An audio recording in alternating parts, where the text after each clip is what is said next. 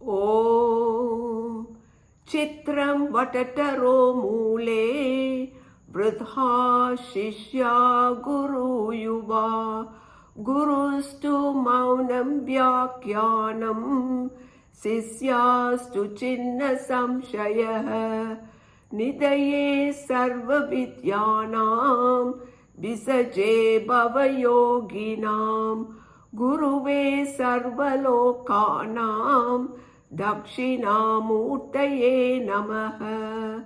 Om. This chant means, picturesque indeed is the sight at the root of the tree of the aged disciples and the young Guru.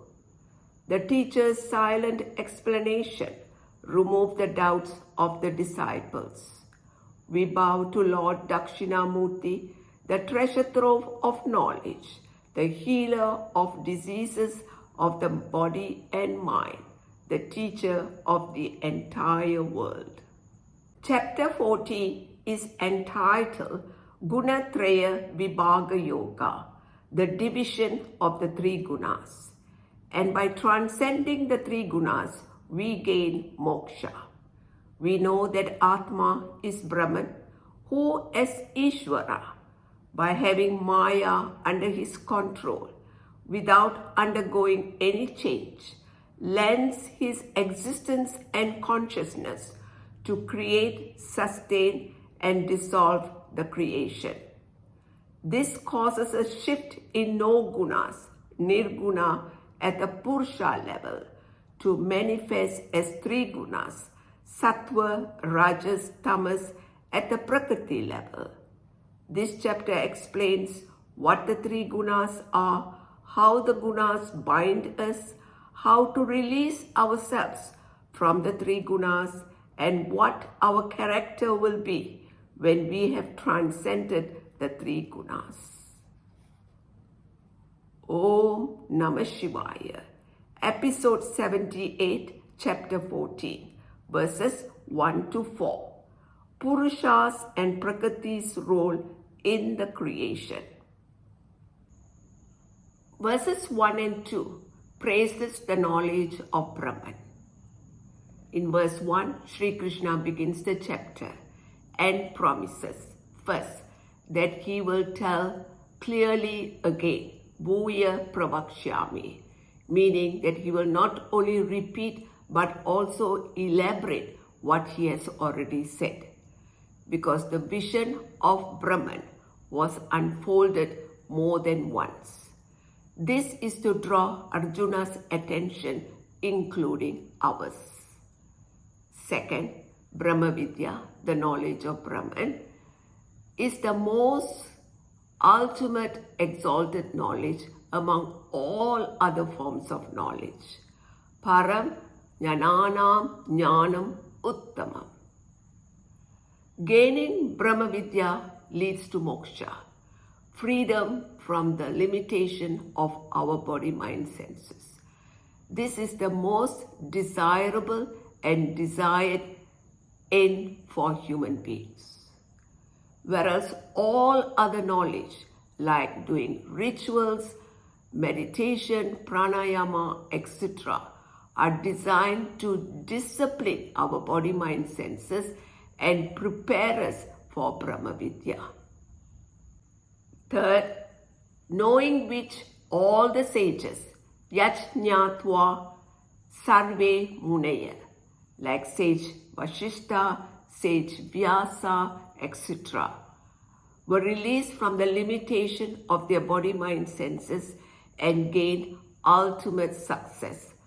Param Siddhim Ita Gata. Moksha is an end that does not come to an end, because it is an accomplished end. We have always been Satchit Ananda Atma, but due to ignorance, we do not know. Verse 2 tells about the completeness of the knowledge of Brahman. First, by resorting to the knowledge of Brahman.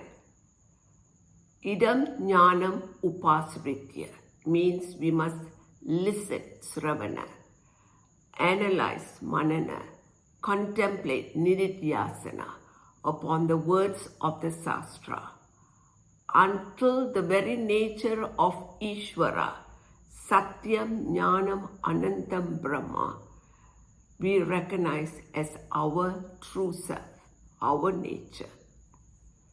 Second, once we have recognized our oneness with Parameshwara, Mama Sadharmyam Agata, our individuality gets resolved.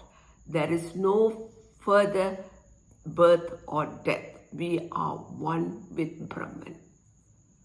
Third, when there is creation, we do not come into being. Sarge api na upajayante. And when there is dissolution, we do not perish. Pralaya cha na vyatanti. Whereas those who have not gained oneness with Brahman, have not gained moksha, they still continue on this endless cycle of birth and death. In verses 3 and 4, Sri Krishna, to explain how the creation evolved from Purusa and Prakrti, he likened it to the birth of a child from a father and a mother. In verse 3, Sri Krishna says, first, I am the first father, Parameshwara, the Atma, the all-pervasive pure consciousness, Purusa, the efficient cause of this creation. When Sri Krishna says, in that I impregnate, tasmin garbham dadami aham, means that impregnation he does by having Maya under his control, without undergoing any change, lending his existence and consciousness to Prakrti, so that Prakrti has the capacity to create. Second, the first mother, the material cause of this entire creation, is called Maya or Prakrti. And Prakrti has no independent existence apart from Parameshwara, the Atma.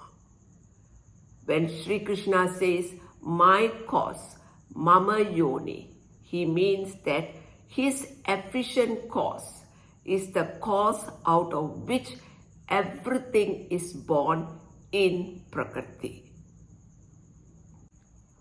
On the other hand, Prakrti is Mahat Brahma, the cause for both the subtle and gross bodies of all the beings.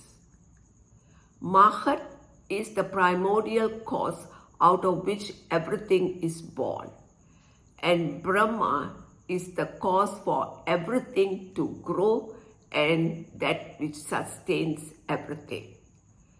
Therefore, from Mahat Brahma occurs the coming into being of all the beings, O Arjuna. Sambhava sarvabhutanam tata bhavati bharata.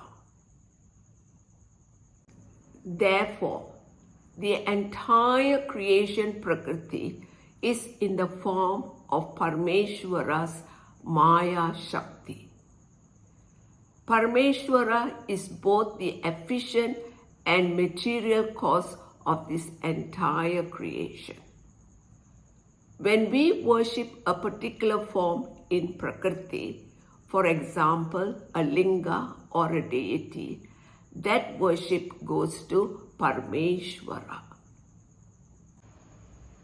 In verse 4, Sri Krishna continues. He says, O Arjuna, Kaunteya, first, I am the first father, Parameshwara, the one who gives the seed, Aham Bija Pradapita, the one who impregnates Maya and makes Maya create everything in Prakrti. Maya itself has no real existence apart from Atma or Ishvara. Ishvara being all-knowing, omniscient, all-powerful, omnipotence. By having Maya under his control, lends his existence and consciousness to Prakrti to create. This causes a shift in no gunas, nirguna, at the Purusa level to manifest as three gunas, sattva, rajas, tamas, at the Prakrti level.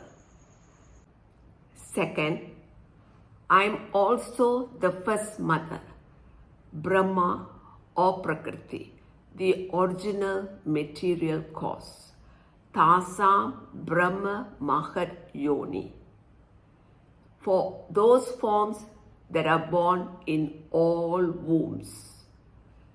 Sarva Yoneshu Murtaya Sambhavanti Ya. These various wombs in which all these forms are born includes the gods, the mains, human beings, domestic and wild animals. These forms are the entire assembly of bodies because they have limbs that are subject to growth. All these forms are a composition of the three gunas, sattva, rajas, tamas, in various proportion. But only as human beings we are given the opportunity to do our righteous duties, purify our mind, transcend the three gunas and gain moksha. At verse 4, we shall take a break, and next Sri Krishna teaches about the three gunas in this material world and how it binds us. I would like to request that those who have not subscribed to this channel, please do so and share these episodes with your friends and loved ones.